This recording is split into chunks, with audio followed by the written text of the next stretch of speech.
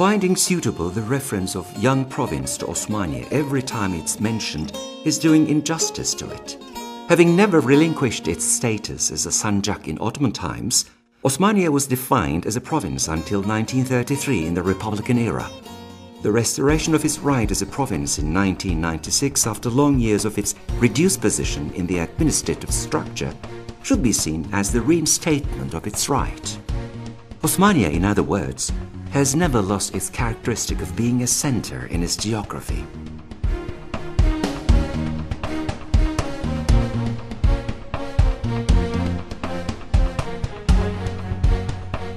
It is as if the heat of Çukurova, the recalcitrant posture of the hazy Amanos and Taurus mountains encircling it, and the humble heights of the Düldül and Turtle mountains can be read on the faces of the people of Osmaniye.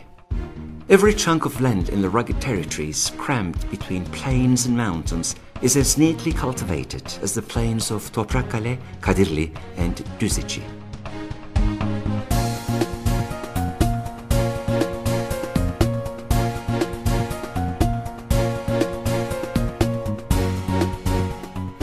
Its fortresses, harking back to prehistoric eras and standing in defiance of centuries, are as if inviting you to a time tunnel.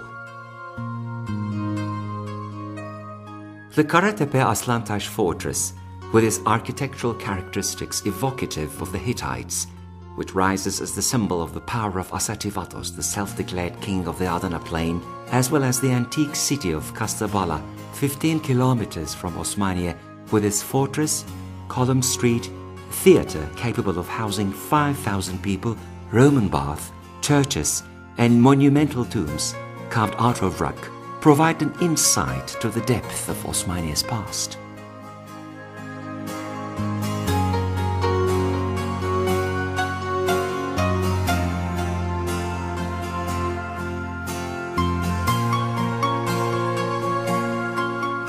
Toprakkale, built on a 75-meter soil, heaped up on the rocks, holding sway over the road, which connected in the early ages Çukurova to Syria, attests to the importance of Osmaniye in its geography even in 2000 BC.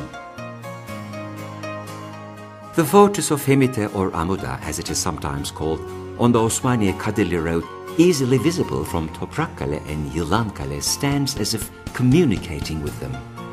It is unbefitting to a traveller to pass through the region without seeing or even paying homage to the fortress of Harun Reşit, built in 699 by Bordu Bey Faraj Bey, named after Abbasid Caliph al-Rashid or Harun Reşit, and used for the relocation of Turkish immigrants from Khorasan.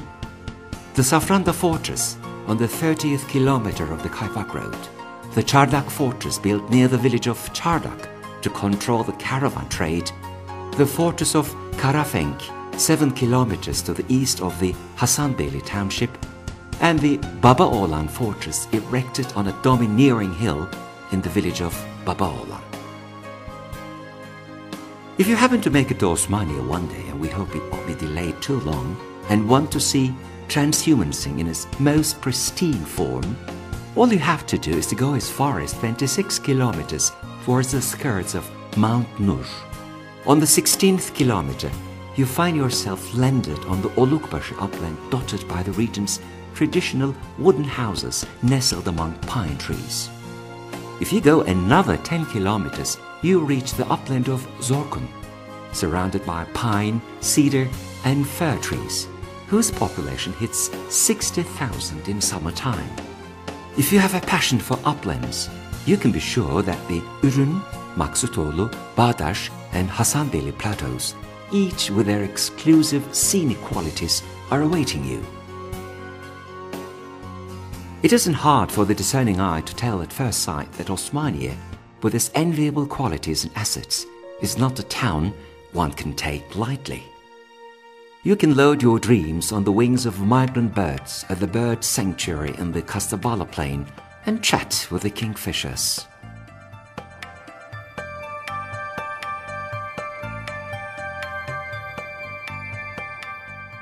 The bounty generated by Mount Düldül and the Ceyhan River is visible not only in the plains, but also in a paradise of venue called Haruniye, which has served since 51 AD as a healing spa.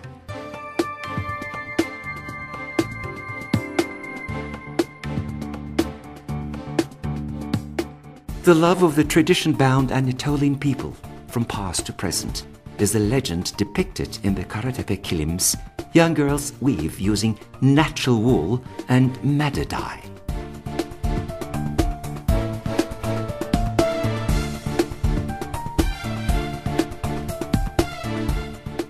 As for production, when and how the peanut was introduced to Turkey is uncertain. But what is certain is that Osmaniye is where the peanut stock exchange is determined. Its cultivation is tough, but harvest enjoyable. The peanut is not only a nut in Osmaniye. The peanut almond, made available as a result of Governor Celalettin Cerrah's concerted efforts for product diversification, has already taken its place on the shelves as a sought-after dried fruit. Turnip cultivation has put its stamp in Osmaniye's economy as much as peanut production has. 80% of the turnips grown in Turkey have the Osmaniye Kadirli brand name.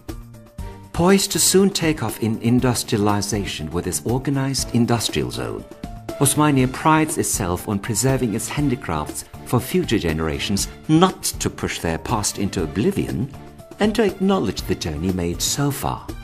The Osmaniye Governor's Office, East Mediterranean Development Agency, DOACA for short, sets a good example with its determination for whatever there is traditional, from knife making to leather trade, baglama, pine glass, local pastry, kömbe, and flat weaving, to live on.